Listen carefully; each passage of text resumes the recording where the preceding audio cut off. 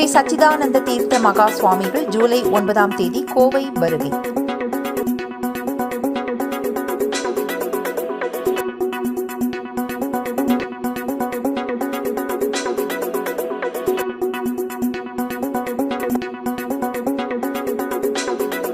சத்தீஸ்கர் மாநிலம் பிலாஸ்பூரில் உள்ள ஸ்ரீ சக்கரமகா மேரு பீடாதிபதி ஸ்ரீ சச்சிதானந்த தீர்த்த மகா சுவாமிகள் கோவைக்கு ஜூலை 9ஆம் தேதி வருகிறார்.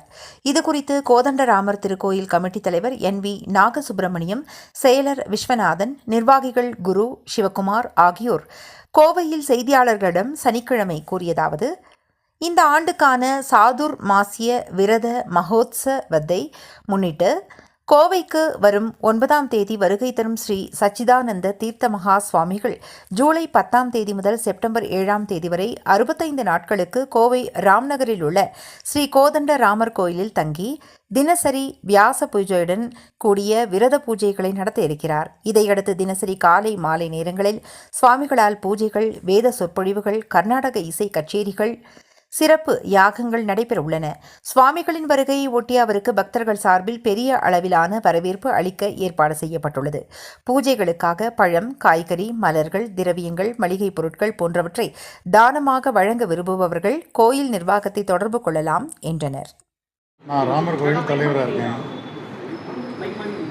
எனக்கு இடது பக்கம் உட்கார்ந்துருக்கிற TP விஸ்வநாதன், காரியதரிசி, ராமர் கோவில். என் பக்கத்தில் வலதுபுறம் உட்கார்ந்துருக்கிறவர் K ஜெகன், ராமர் கோயிலில் trustee, industrialist, very well known figure. அவர் கலை உலகத்திலலாம் கூட ரொம்ப தெரிஞ்சவர். பின்னால் உட்கார்ந்துருக்கிறவர் சாவித்திரி ஸ்டுடியோவுடைய உரிமையாளர், குருன்னே சொல்லிட்டு இருக்கேன், பரசுராம் என்று சொல்லக்கூடிய குரு. அவர் இந்த விழா கமிட்டியில் ஜெகனும் பரசுராமும் அதில் விழா கமிட்டி உறுப்பினர்கள். இந்த விழாவை முன்னின்று நடத்துகிறவர் M கிருஷ்ணன், அவர் தான் தலைவர், விழா கமிட்டி தலைவர். சாதுர்மாசிய விரத விழா இங்கே பிலாஸ்பூர்லேருந்து வரக்கூடிய ஸ்ரீ சக்கர மகா மேரு பீடத்திலிருந்து வரக்கூடிய பீடாதிபதி அவர் இங்கே 2 மாதம் இங்கே தங்கியிருந்து இங்கே பூஜைகள் நடத்த போகிறார். இங்கே அந்த தங்கியிருந்து இந்த பூஜைகள் நடத்துறதுக்கு பேர் சாதுர்மாசிய விரத பூஜைகள். 2 மாதங்கள் அவங்க எங்கேயும் போகக்கூடாது.